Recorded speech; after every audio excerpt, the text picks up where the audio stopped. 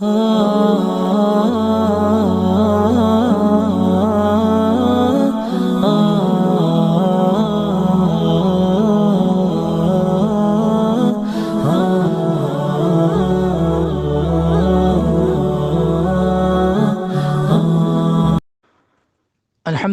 رب العالمین والصلاة والسلام علی رسولہ الکریم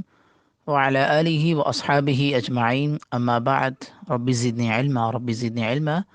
رب شرح لی صدری ویسر لی امری واحلل عقدۃ من لسانی یفقہوا قولی آمین۔ آج کے سبق میں ہم دو باتیں پڑھیں گے، جس میں پہلی بات یہ ہے کہ کسی بیمار کی صحتیابی کے لیے جانور خاص قسم کا، خاص رنگ کا ذبح کرنا، اس کا کانسیپٹ کیا ہے، اس کے بارے میں جانیں گے۔ تو ہمارے معاشرے میں ایک صورت یہ بھی رائج ہے کہ جب کوئی شخص سخت بیمار ہو جاتا ہے، کسی سخت بیماری میں مبتلا ہو جاتا ہے، تو اس کی طرف سے ایک بکرا، اسپیشلی میں بات کر رہا ہوں بکرا، وہ بھی کالے رنگ کا کہتے ہیں، یا کوئی مرغی ہو گئی، یا کوئی بولیں کالے رنگ کی مرغی لے آؤ، کالے رنگ کا مرغا، کالے رنگ کا بکرا وغیرہ۔ اب کانسیپٹ کی بات بتا رہا ہوں میں آپ کو۔ اس کو ذبح کر کے اس کا گوشت فقیروں کو دیا جاتا ہے۔ گوشت ذبح کر کے ظاہر ہے آپ خود تو استعمال نہیں کر سکتے اگر آپ صدقے کی نیت سے بھی کر رہے ہیں، تو لیکن یہاں کانسیپٹ تھوڑا چینج ہوتا ہے۔ ایک مخصوص قسم کا رنگ کا آپ لیتے ہیں اور اس کے گوشت کو تقسیم کر کے فقیروں میں دیتے ہیں، اور یہ سمجھ جاتا ہے، کانسیپٹ دیکھیں کہ جان کا بدلہ جان دینے سے، یعنی کہ اب جان ہے، مریض کی جان ظاہر ہے پھنسی ہوئی ہے، تو اس کی جان دیں گے، اس کی قربانی دیں گے تو مریض کی صحت یابی ہو جائے گی اور اس کی جان بچ جائے گی اور وہ محفوظ ہو جائے گا، اور وہ جانور کے علاوہ کسی اور چیز کے صدقے کو کافی نہیں سمجھتے۔ اب اس چیز کی شریعت میں کوئی اصل نہیں، نہ ہی اس موقع پر جانور کی کوئی تخصیص ہے یا کسی رنگ کی کوئی تخصیص ہے، نہ اس کی کوئی پابندی ہے۔ ایسا کرنا بدعت میں آ جاتا ہے۔ یعنی دیکھیں، جانور کا صدقہ کرنا اچھی بات، جیسے کوئی بیمار ہو گیا، آپ نے بکرا لا کر ذبح کر دیا، آپ نے بکری لا کر ذبح کر دی، گائے ذبح کر دی، بغیر کسی تخصیص کے، صرف صدقے کی نیت سے۔ آپ کی یہ نیت نہیں ہے کہ جان کا بدلے جان،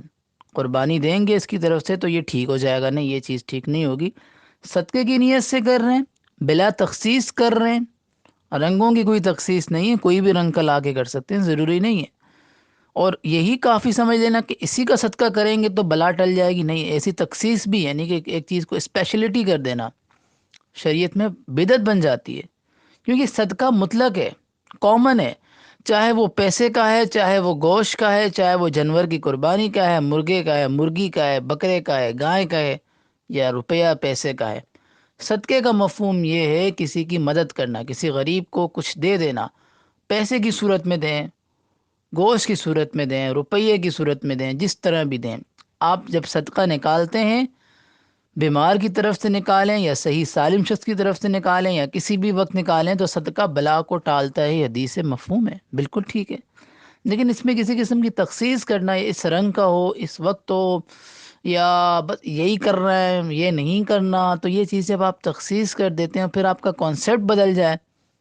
تو یہ چیز پھر بدعت بن جاتی، جس سے احتراز کرنا، جس سے بچنا ضروری ہے۔ دوسری چیز جو آج کے سبق میں ہم پڑھ رہے ہیں وہ ہے شیخ احمد کا وصیت نامہ، اور اس میں وہ ساری چیزیں، فارورڈ میسیجز بھی آ جاتے ہیں، فارورڈ کلام بھی آ جاتے ہیں، ہر قسم کا پمفلٹ آ جاتا ہے،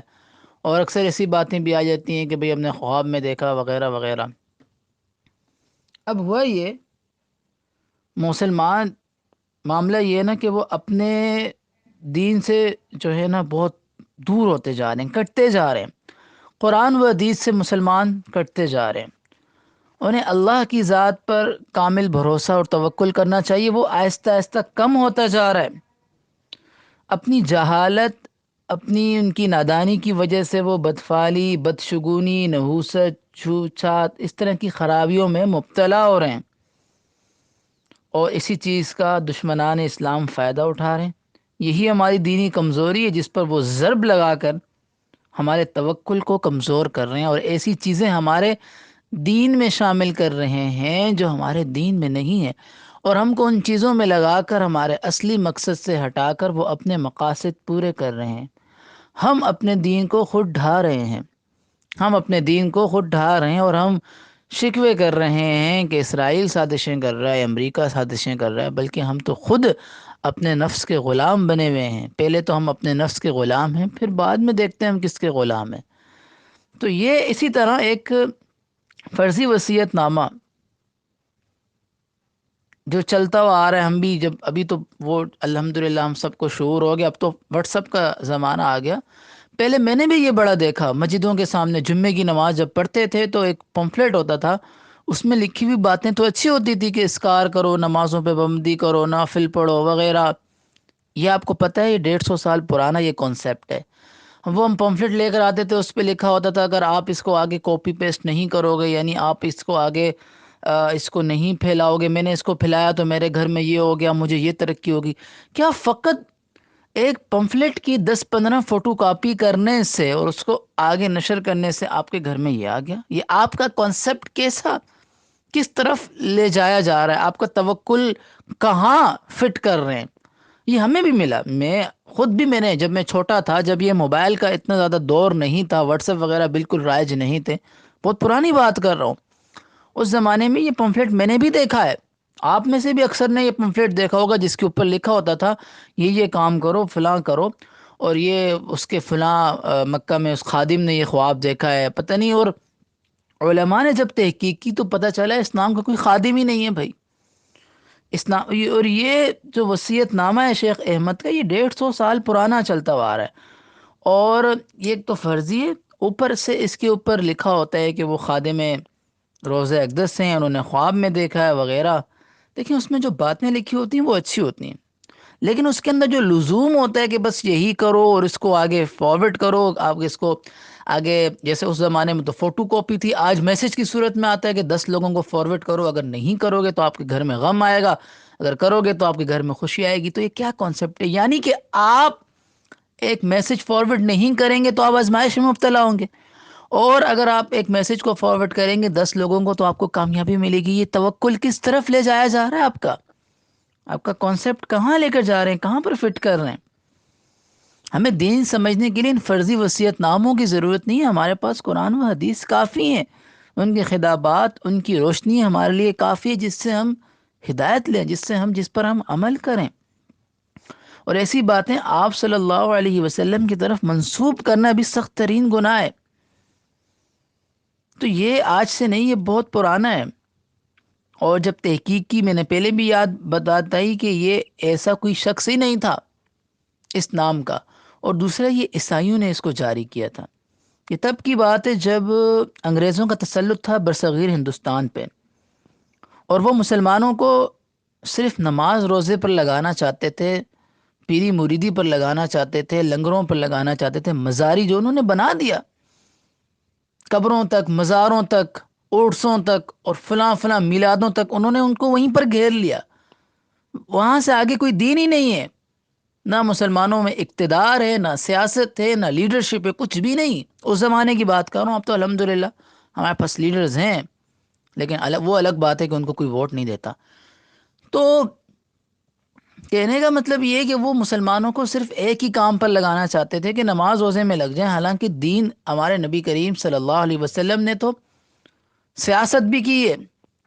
آپ صلی اللہ علیہ وسلم نے تو اقتدار بھی سنبھالا ہے، ریاست مدینہ بھی بنائی ہے۔ تو کہنے کا مطلب یہ ہے کہ مسلمان تو ایک آل راؤنڈر ہے، اسلام ایک آل راؤنڈر مذہب ہے جو ہر چیز میں دار ہے۔ عیسائیوں کا مذہب چرچ تک ہے، لیکن ہمارا مذہب ہماری پوری زندگی کے ایک ایک جز تک ہے۔ تو کہنے کا مطلب یہ، انگریزوں نے ایک اسکیم چلائی کہ مسلمانوں کو صرف اسی چیز میں مخصوص کر دیں، تو یہ اس طرح کا ایک فرضی نامہ بنایا اور اس کو چھپوا کر، منسوب کر کر تقسیم کروانا شروع کر دیا، اور اس کے اوپر یہ لکھ دیا کہ جو اس کو تقسیم نہیں کرے گا وہ غم دیکھے گا،